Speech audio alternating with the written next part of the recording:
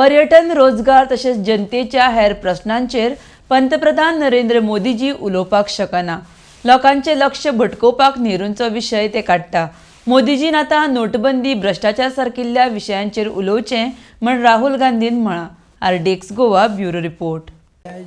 BJP has been raising one poll plank right now is that Jawaharlal Nehru delayed liberation of Goa, and that's why Congress is enemy of Goa. How do you react to that? Well, everybody has a particular role, right? So for example, I see myself today, I see my role as ensuring that Goa gets a government that represents its voice. The Prime Minister also has a role.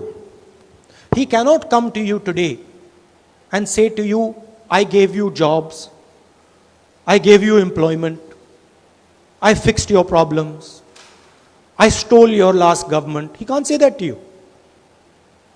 So he has to distract you. His role is to distract. His role is to take you away from your issues and to distract you.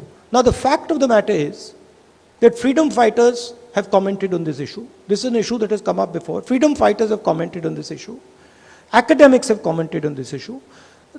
The sad fact is that the Prime Minister doesn't quite understand the history of those times. He doesn't understand in detail what was going on post-World War II.